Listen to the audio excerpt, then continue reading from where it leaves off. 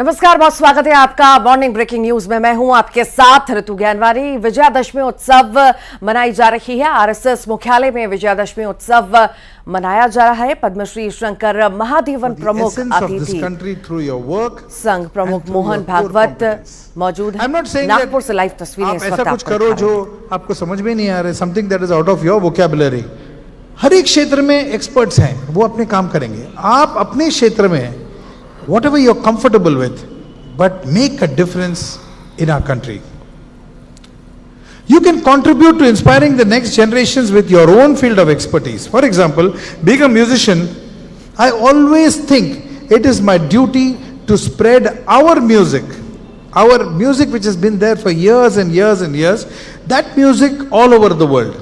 जब मेरा कॉन्सर्ट होता है, बॉलीवुड के कॉन्सर्ट करते हैं, 14 साल 15 साल 16 साल 25 साल के बच्चे हैं, उनका एनुअल फंक्शन है, शायद वो एंजॉय करने आए हैं, वहां पर नाचने आए हैं, गाए हैं, इट्स अ ईयर सेलिब्रेशन। लेकिन उस कॉन्सर्ट में भी मैं अपना कर्तव्य समझता हूं कि जब मैं गा रहा हूं, कहीं ना कहीं अपने संस्कृति के बारे में, अपने शास्त्रीय संगीत और अपना deep rooted culture next generation को बताने का कर्तव्य मैं समझता हूं। फॉर एग्जाम्पल, ऐसे बच्चे बैठे हैं तो मैं शुरू हो जाता हूं, सर। जटाटवी गलत जल प्रवाह पाविपस्थले गलेवलंब्य लंबितां भुजंग तुंग मालिका डमट डमट डमट डमन निनाद वड्डमर्वयम चकार चंड तांडवम धनोतु न शिवम शिवम। जब ये सुनते हैं बच्चे, ऑटोमेटिकली ये ऐसा मंत्र है कि ये ऐसा गाना है कि आप you will feel the power, और वो फील करते हैं और उनको समझ में आता है हमारे कल्चर क्या है। जब गाने कंपोज करता हूं, मैं समझता हूं कि ये मेरी रिस्पॉन्सिबिलिटी है। और अब बात 2023 के महासंग्राम की। विधानसभा चुनाव के लिए कांग्रेस ने जहां सभी सीटों के लिए उम्मीदवार घोषित कर दिए हैं, तो वहीं बीजेपी आज अपनी बची हुई 4 सीटों पर प्रत्याशियों के नामों का ऐलान कर सकती है। बीजेपी की जो बची हुई 4 सीटें हैं, उनके नाम हैं बेमेतरा, अंबिकापुर, कसडोल और बेलतरा। संगठन बीते 2 दिनों से इन सीटों पर लगातार मंथन कर रहा है। कांग्रेस के ऐलान के बाद बीजेपी पर जल्द सीटों के ऐलान करने का दबाव भी है।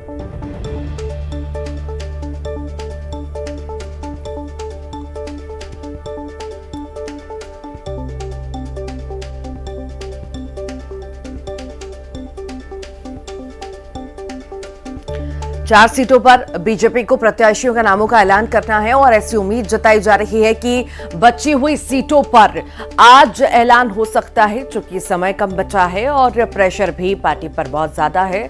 उम्मीद लगाई जा रही है कि आज नामों का ऐलान हो सकता है बची हुई सीटों पर। और इसी पर ज्यादा जानकारी के लिए सहयोगी आकाश हमारे साथ जुड़ गए हैं। आकाश, बची हुई सीटों पर उम्मीद जताई जा रही है आज बीजेपी अपने उम्मीदवार घोषित कर सकती है। जी बिल्कुल, विधानसभा चुनाव करीब है और सीटों को लेकर लगातार मंथन चल रहा है। कांग्रेस ने तो अपनी सभी 90 सीटों पर प्रत्याशी घोषित कर दिए, लेकिन बीजेपी की 4 सीटें बची हुई, 86 सीटों पर उम्मीदवार घोषित किया जा चुका है और लगातार वो प्रचार में भी विधानसभा में जुटे हुए हैं। लेकिन 4 सीटों पर जो है वो कहीं ना कहीं बीजेपी रुकी हुई है और उस पर मंथन चल रहा है। हालांकि कहा जा रहा है कि प्रत्याशी तय हो चुके हैं, अभी संगठन पे इस पे अंतिम मुहर लगनी, इसके बाद आज संभवतः इस पे सूची की घोषणा की जा सकती है। जी जी जी जी जी, उम्मीद पूरी लगाई जा रही है। इंतजार है बस कि जल्द से जल्द ऐलान हो जाए। बहुत बहुत शुक्रिया, आप लगातार बने रहिए, फिर आपके पास लौटेंगे।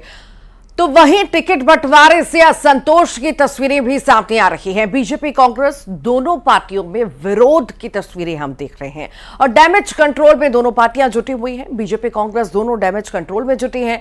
विरोधियों के बगावत से दोनों पार्टियां परेशान हो चुकी हैं। टिकट बंटवारे से असंतोष जो है बढ़ता हुआ नजर आ रहा है। विरोध प्रदर्शन की तस्वीरें हम लगातार देख रहे हैं, चाहे वो बीजेपी में हो चाहे कांग्रेस में हो। डैमेज कंट्रोल लगातार जारी है। ज्यादा जानकारी के लिए सहयोगी लगातार आकाश शुक्ला जुड़े हुए हैं।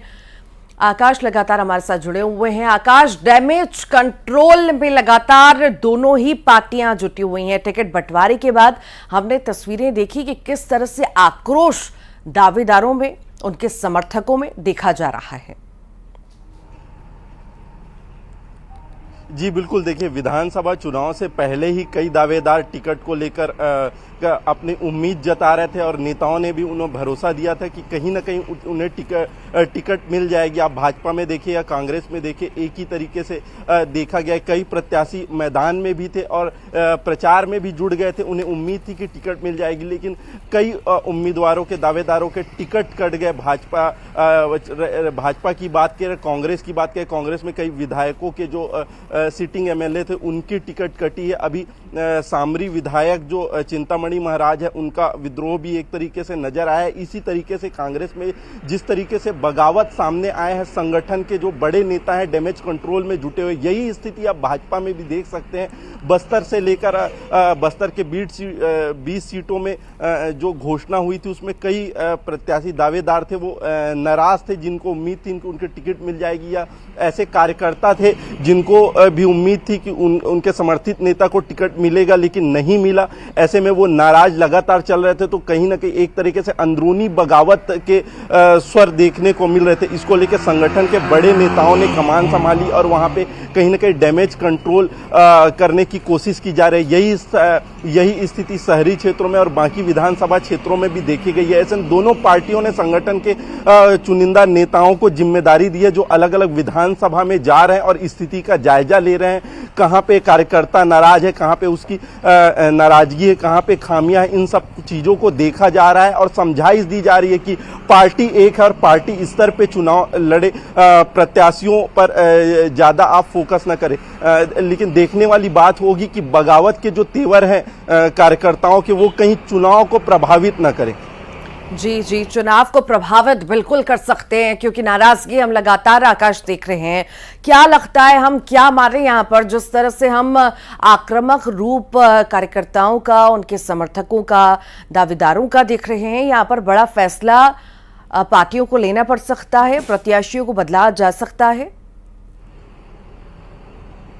नहीं, बिल्कुल, देखिए पार्टी बदलने का तो अब कोई सवाल पैदा नहीं होता है, क्योंकि दोनों पार्टियों ने ऐलान कर दिया और लगभग सीटें जो तय हैं। आप देखिए कि इससे पहले भाजपा की जो सूची वायरल हुई थी, कहीं ना कहीं उसमें सत्यता जताई जा रही थी, लेकिन जो उसके बाद मेन जो सूची आती है उसमें कहीं भी नाम बदले नहीं गए। इसी तरह कांग्रेस ने जो सूची की घोषणा की उसमें भी किसी तरीके से फेरबदल नहीं की, क्योंकि संगठन का मानना है कि उन्होंने जो भी प्रत्याशी तय किए वो पूरी तरह विचार विमर्श करके, मंथन करके तय किए। इसी में ऐसे में सीटें बदलने को लेकर, प्रत्याशियों को बदलने को लेकर किसी तरीके से सवाल पैदा ही नहीं होता है। रही बात कार्यकर्ताओं की, तो कार्यकर्ताओं को मनाने की जो कवायद है वो की जाती है, क्योंकि हर विधानसभा चुनाव में जब दावेदार सामने आते हैं, प्रत्याशियों की घोषणा होती है, तो कहीं ना कहीं नाराजगी सामने आती है। और लाजमी है कि कई दावेदार होंगे, टिकट एक को मिलना है, तो ऐसे में नाराजगी तो होती है, लेकिन कहीं ना कहीं पार्टी मनाने में कामयाब हो जाती है और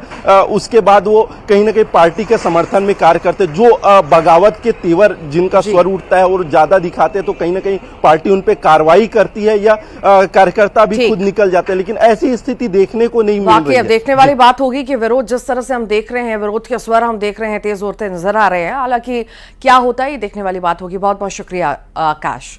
एमपी में कांग्रेस के प्रत्याशियों का कई जगहों पर विरोध हो रहा है। कुछ जगहों पर सामूहिक इस्तीफे से दबाव भी बनाया जा रहा है, तो कुछ नेताओं का दर्द मंच पर छलक रहा है। देखिए,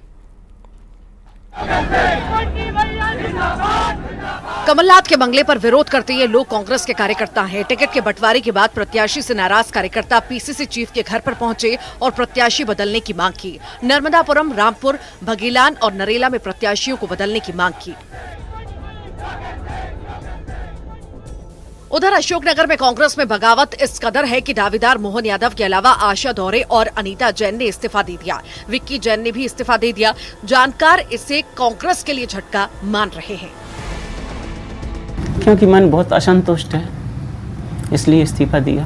कारण क्या है? किस चीज से असंतुष्ट है मन? कारण ये रहा कि टिकट नहीं दिया, कोई बात नहीं है। टिकट 2013 में भी कटा था, टीवी पर नाम चला था, लेकिन उसके बाद भी फोन आए थे, सांत्वना दी थी, बुला के सांत्वना दी थी कांग्रेस पार्टी ने सभी नेताओं के।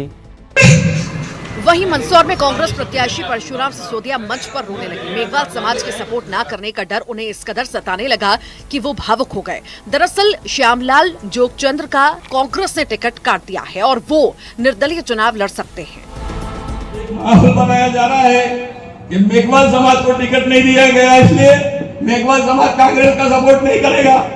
भैया पहले 2 बार मेघवाल समाज को टिकट दिया श्यामलाल जी का, हम सब ने मेहनत करके उनको जिताने का प्रयास किया और अभी पूरे मध्य प्रदेश में माननीय कमलनाथ जी ने, माननीय कांग्रेस पार्टी ने मेघवाल समाज के 6 व्यक्तियों को टिकट दिया।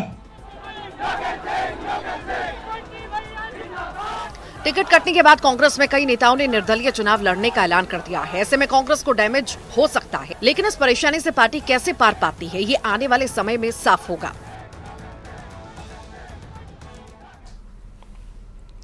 विरोध के स्वर बीजेपी में भी हैं। मुरैना में पूर्व मंत्री रुस्तम सिंह ने इस्तीफा दे दिया, तो वहीं सीहोर में भी प्रत्याशी का विरोध किया जा रहा है।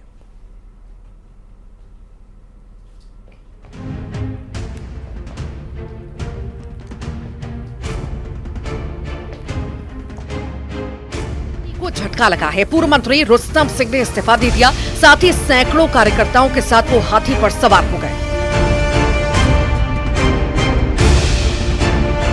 वहीं सीहोर के सुरक्षित मानी जाने वाली आष्टा में भी बीजेपी की मुसीबत बढ़ती दिख रही है। गोपाल इंजीनियर को प्रत्याशी बनाने के बाद बीजेपी के 3 दावेदारों ने मोर्चा खोल दिया है। रघुनाथ मालवीय, अजीत सिंह और कैलाश बगान ने हाईकमान को चुनौती दे डाली। हम ये चाहते हैं और हमारे जितने भी कार्यकर्ता बंधु यहाँ 200-250 कार्यकर्ता हमारे यहाँ बीच में उपस्थित हुए, सबने अपनी एक ही राय व्यक्त की है कि भारतीय जनता पार्टी अगर पुनः निर्णय करे और जो हमारी भागवत आखिर क्या कुछ कह रहे हैं, ये सब बातें हमारे प्रमुख अतिथि जी ने जो बात अपने भाषण में कही, उसके अलावा और कुछ कहने की, सोचने की जरूरत नहीं है। वो अच्छे गायक भी है और अच्छे वक्ता भी है, ये आज पता चला है हमको। परंतु मुझे तो बोलना पड़ेगा। लिखित भाषण मेरा चला गया है मीडिया में, उसमें से बातें आएंगी,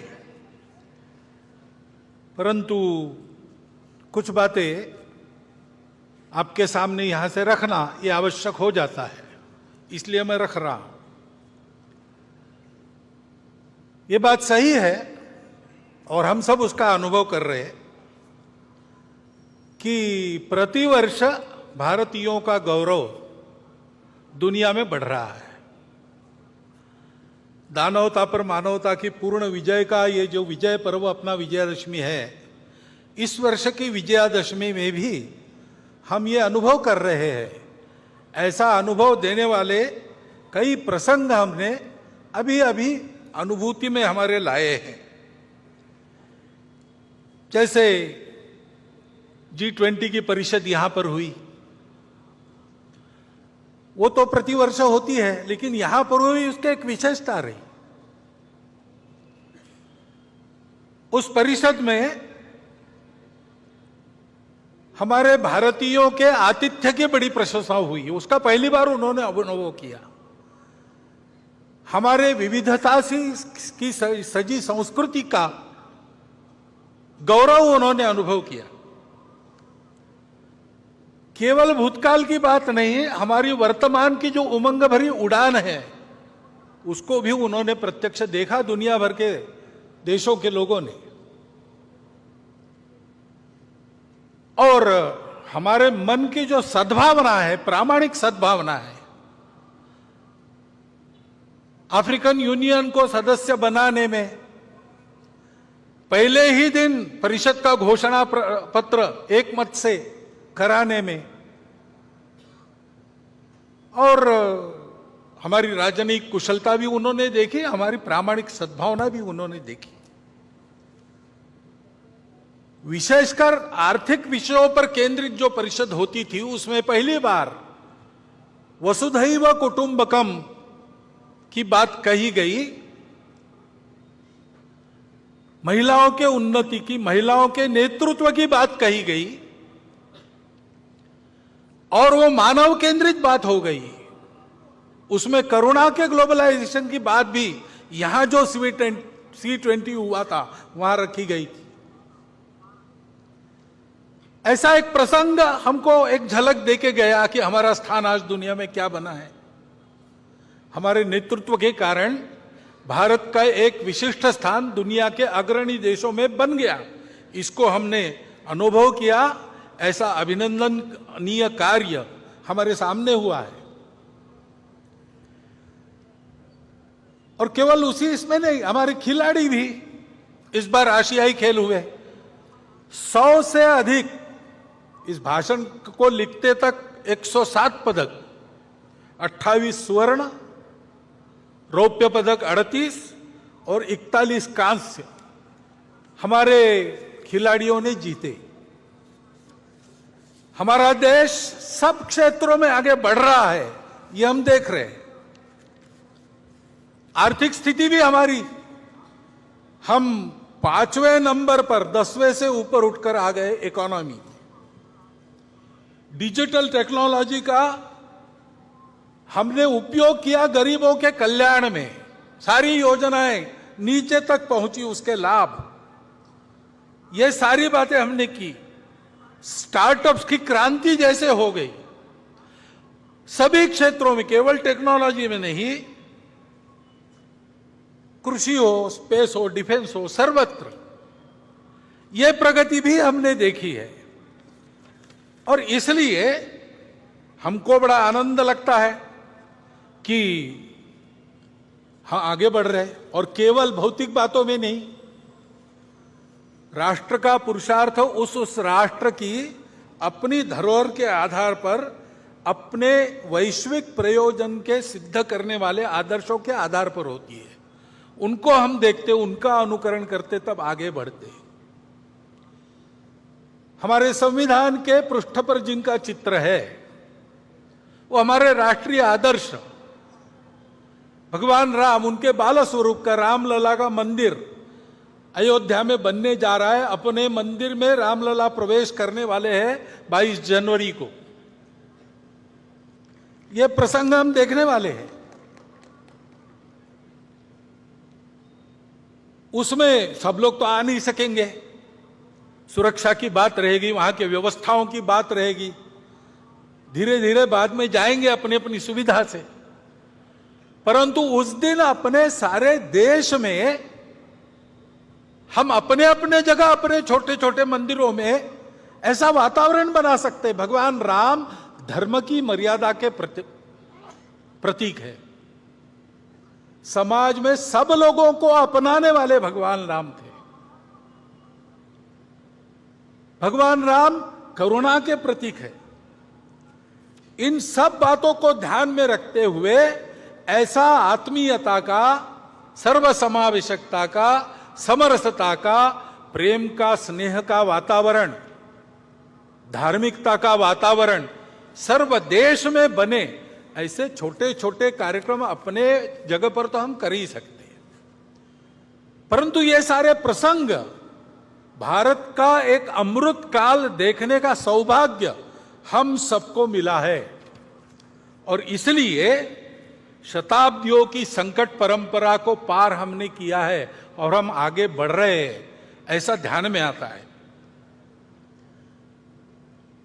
हमने सदाचार अहिंसा की शिक्षा देने वाले भगवान महावीर जी का 2550वां वर्ष हम संपन्न कर रहे हैं। हिंदवी स्वराज्य के संस्थापक छत्रपति शिवाजी महाराज, इनका 350वां वर्ष हम संपन्न कर रहे। महर्षि दयानंद सरस्वती, जिन्होंने अंग्रेजों की गुलामी से मुक्त होने के लिए, योग्य बनने के लिए हमको फिर से अपने मूल की ओर खींचा और उसकी स्पष्ट और यथार्थ कल्पना दी। रूढ़ी कुरीतियों को बाजू रखकर वास्तविक अर्थ क्या है वो बताया। उनका 200वां वर्ष हम संपन्न कर रहे। ऐसे ही रानी दुर्गावती, भारतीय महिलाओं की शक्ति, उद्यम, साहस, धैर्य, बुद्धि, शक्ति, पराक्रम, प्रशासकीय कुशलता प्रजाहित दक्षता इसका परिचय देने वाली उनका 500वां वर्ष, और साथ साथ भक्ति का परिचय देने वाली संत मीराबाई, इनका 550वां वर्ष। ये अभी हम संपन्न करने वाले हैं, आगे उनका वर्ष है। ऐसे ही अपने राजनीतिक प्रशासन की कुशलता के साथ साथ, प्रजाहित दक्षता के साथ साथ, जो अपने जीवन को सामाजिक विषमता के निर्मूलन के लिए लगा चुके, ऐसे कोल्हापुर के छत्रपति शाहू महाराज का, उनका भी 150वां जयंती वर्ष हम मना रहे। अभी अभी हमने संपन्न किया, तमिलनाडु में एक संत हो गए, वल्ललार जी, श्री रामलिंगम वल्ललार जी। उन्होंने अपने जवानी से ही स्वतंत्रता की अलग समाज में जगाना प्रारंभ किया। उन्होंने कहा कि हमारे देश में जो दरिद्रता दिख रही, भूखे लोग दिख रहे, वो अंग्रेजों के गुलामी के प्रतीक है और उसका उपाय मैं करूंगा। तो उन्होंने पहले अन्नदान प्रारंभ किया। उस समय तमिलनाडु में जो चूल्हा उन्होंने अन्नदान के लिए जलाया, वो आज भी जल रहा है और वहां अन्नदान कार्यक्रम चल रहा है। आध्यात्मिक सांस्कृतिक जागृति के आधार पर सामाजिक समता और स्वतंत्रता का संदेश देने वाले वल्ललार जी की भी 200वां वर्ष अभी संपन्न हुआ, अक्टूबर में पूरा किया। इन सब महापुरुषों के द्वारा हमको ये संदेश मिलते हैं सामाजिक समरसता के, स्व के गौरव के, अपने परंपरा के, दुनिया को देने के लिए हमारे पास क्या क्या है उसके।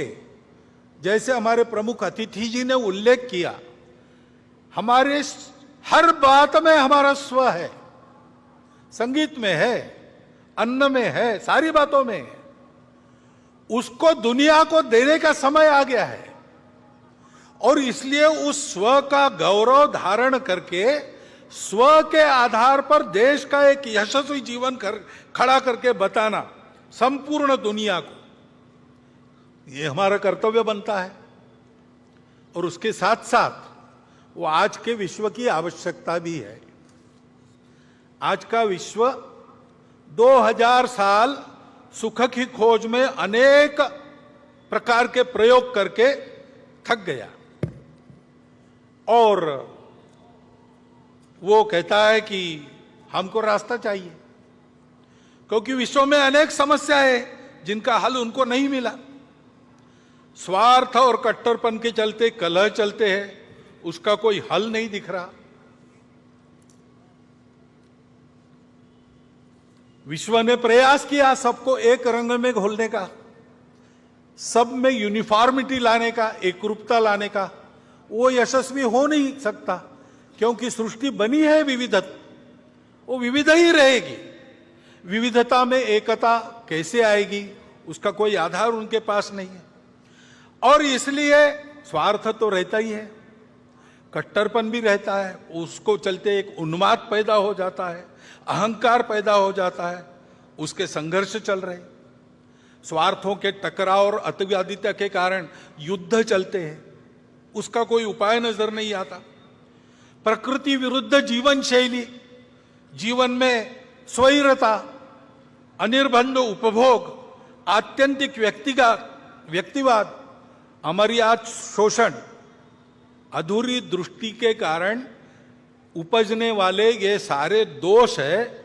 उसके चलते जो समस्याएं पैदा हुई है पर्यावरण की वगैरह, विश्व को उसका रास्ता नहीं दिख रहा है और उसकी भी अपेक्षा है कि भारत रास्ता दिखाए। भारत को अपने देश में इन समस्याओं का निराकरण करके रास्ता दिखाना होगा। अपने देश में भी ये समस्याएं है, बड़ी बात नहीं।